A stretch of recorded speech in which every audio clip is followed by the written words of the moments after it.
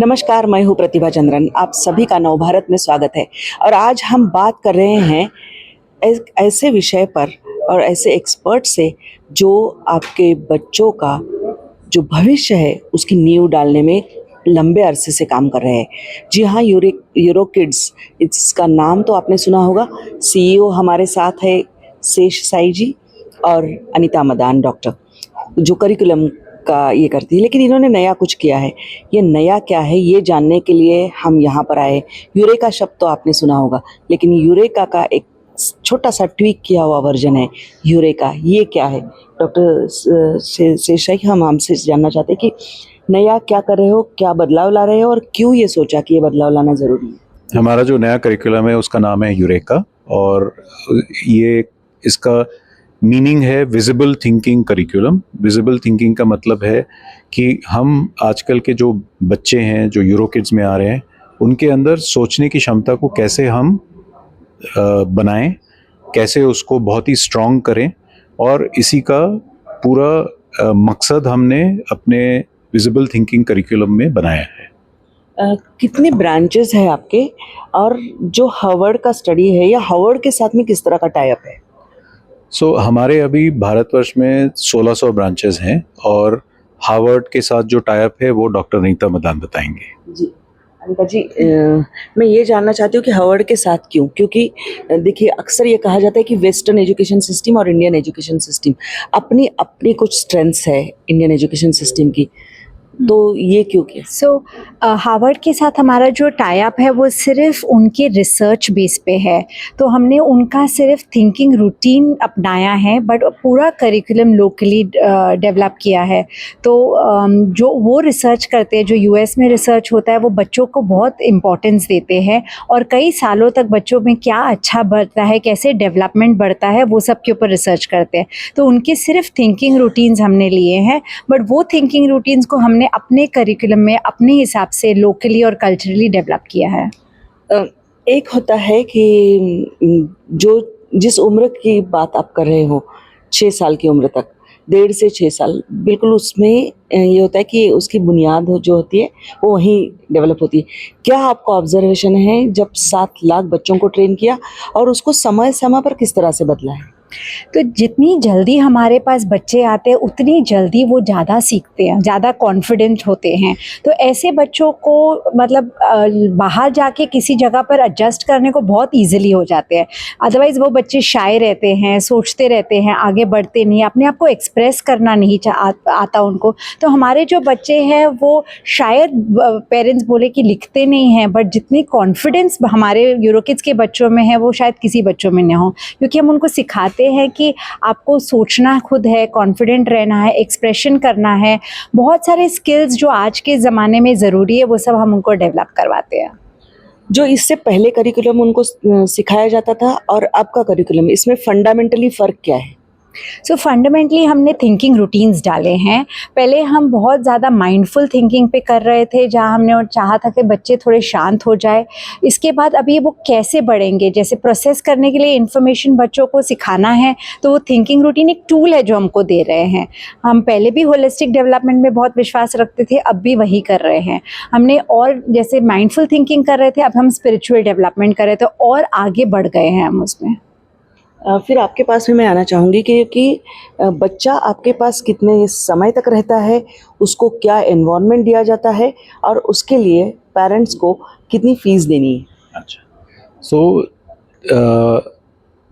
हमारे जो euro kids में बच्चे आते हैं उनका टिपिकल एज ग्रुप होता है 2 साल से लेकर 6 साल तक। तो 4 साल तक बच्चा हमारे साथ रहता है, और हम जो एनवायरनमेंट प्रोवाइड करते हैं, हम अपने को एक नेबरहुड प्री स्कूल मानते हैं, ताकि बच्चा को बहुत लंबा कम्यूट ना करना पड़े स्कूल पहुंचने में। हो सकता है कि मम्मी या पापा बच्चे को लेके चल के चले जाएं यूरो किड्स प्री स्कूल, इसलिए हम अपना प्रेजेंस काफ़ी फैला रहे हैं इंडिया में, और हम एक बहुत ही सेफ़ एनवायरनमेंट प्रोवाइड करते हैं। हमारे जो सेंटर्स हैं वो एक थर्ड पार्टी ऑडिटर के थ्रू सेफ्टी ऑडिट होने के बाद ही उसको खोला जाता है। It is called the TUV safe school audit. तो हम अपनी सेंटर्स को अच्छी तरह से सेफ्टी से ऑडिट करवाते हैं, और फिर हम अपने फ्रेंचाइज पार्टनर्स को बहुत डिटेल ट्रेनिंग देते हैं। हम टीचर्स को बहुत केयरफुली सेलेक्ट करते हैं, फिर उन टीचर्स का बहुत हम डिटेल ट्रेनिंग कराते हैं ताकि हमारा जो एडवांस्ड करिकुलम है वो अच्छी तरह से टीचर्स ने क्लास के अंदर बच्चों को डिलीवर कर सके। फिर उसके बाद ऐसे माहौल में बच्चे आते हैं और उनको एक घर जैसा एनवायरनमेंट बना के देते हैं which is very safe for the children. Fees हमारा नेशनल एवरेज करीब 45,000 रुपीज़ है। पूना में our average fees is around 48,000 rupees और रेस्ट ऑफ महाराष्ट्र में it will very between 25 to 35,000 rupees per annum annually. और बच्चा कितने समय तक आपके पास में रहता है, नंबर एक। दूसरा, जिसको आप फ्रेंचाइजी देते हैं उसके लिए आपके पैरामीटर्स क्या है? हाँ, बच्चा हमारा 4 ग्रेड होते हैं, play group, nursery, junior KG और सीनियर केजी। प्ले ग्रुप और नर्सरी में बच्चे हमारे साथ 3.5 घंटा बिताते हैं और जूनियर केजी और सीनियर केजी में 4 घंटा हमारे साथ बिताते हैं। फ्रेंचाइजी हम उन लोगों को देते हैं जो एजुकेशन के बारे में बहुत सारा पैशन है उनके पास, जो मॉडर्न एजुकेशन अपने कम्युनिटी या अपनी सिटी या अपने टाउन में लेके जाना चाहते हैं। 80% हमारे जो फ्रेंचाइज पार्टनर्स हैं वे वुमेन एंटरप्रेन्योर्स हैं।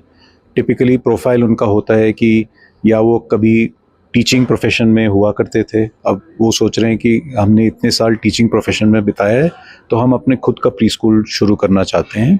तो 80% हमारे जो विमेन एंटरप्रेन्योर्स हैं और हम पहले पैशन देखते हैं, फिर उसके बाद देखते हैं कि क्या वो फुल्ली इन्वॉल्व रहना चाहते हैं कि नहीं, क्योंकि प्री स्कूल में अगर high quality learning outcomes deliver करना है तो फ्रेंचाइज पार्टनर को सवेरे 8 बजे से लेके दोपहर 2 बजे तक प्री स्कूल में बैठना पड़ता है, बच्चों की देखभाल करना पड़ता है, टीचर्स पे बहुत ध्यान देना पड़ता है। सो इन्वॉल्वमेंट, थोड़ा फाइनेंशियल कैपेबिलिटी भी चाहिए इन्वेस्ट करके प्री स्कूल सेटअप करने में, और पैशन के लिए हम देखते हैं फ्रेंचाइज पार्टनर में। फिर मैं फिर से आपके पास में आऊँगी, क्योंकि एक होता है जो एग्जीक्यूट करने वाले हैं प्रोग्राम। आपने करिकुलम तो डिज़ाइन कर दिया, but who is going to train the trainers? Is there a consistent, मतलब उसके लिए आपके पास में क्या एसओपी है कि आप उनको ट्रेन करें, क्योंकि एग्जीक्यूशन तो ग्राउंड जीरो पे वही करने वाले हैं। सो पहले जब भी हम ट्रेन करते हैं हमारे पास मास्टर ट्रेनर्स है, तो हम अच्छी ट्रेनिंग 3 दिन की मास्टर ट्रेनर्स को देते हैं। फिर ग्राउंड लेवल पे मैं भी जाती हूँ पार्टनर्स को ट्रेन करने के लिए, टीचर्स काउंसलर्स को ट्रेन करने। फिर ये मास्टर ट्रेनर्स वापस से टीचर ट्रेनिंग्स भी करते हैं। तो ये लॉन्ग प्रोसीजर होता है जिसका पूरा कैलेंडर बना है, जो सब लोग ट्रेनिंग लेते हैं। उसके बाद ऑडिट्स भी होते हैं। तो अगर टीचर्स ने क्लासरूम में जब लेसन ले रहे हैं, तब जब कुछ नहीं समझ में आ रहा है, तो वो हमारे जो मास्टर ट्रेनर्स है वो ऑडिट भी करते हैं और फिर रीट्रेनिंग भी होती है। तो एग्जीक्यूशन सबसे ज़्यादा इम्पॉर्टेंट होता है, तो हमने उसका पूरा कैलेंडर बना के रखा है। और क्या सबसे ज़्यादा चैलेंजेस आपको लगते हैं कि इस उम्र के बच्चों को सिखाने में, और पेरेंट्स के लिए अगर कुछ मंत्रा देना चाहती हो आप, क्योंकि दोनों का साथ हो तो ही जो डिज़ायर्ड रिजल्ट है वो मिलने वाले हैं। चैलेंजेस तो बिल्कुल भी नहीं है, बिकॉज हमारे जो बच्चे आते हैं वो एकदम ओपन माइंड, फ्री माइंड से आते हैं, तो उनको जितना सिखाओ they are ready to absorb more. So the challenge जो आता है, जो टीचर चैलेंज आता है, जो टीचर माइंडसेट बंद करके रहती है, उनको ट्रेनिंग देना और उनको एग्जीक्यूट करना आता है। पेरेंट्स को, येस, पेरेंट्स जो बाजू वाले स्कूल में देखते हैं वही चाहते हैं और वही सोचते हैं कि सबसे बेस्ट है, बट वो नहीं होता है। तो पेरेंट्स को थोड़ा बताना पड़ता है कि आपके बच्चे के लिए क्या इंपॉर्टेंट है और क्या देना चाहिए। तो yes, parents, please be open to a lot of new thinking and new learning. Reading, writing is out. It's extinct. So in writing focus नहीं करे, that is extinct. Reading and thinking is new in.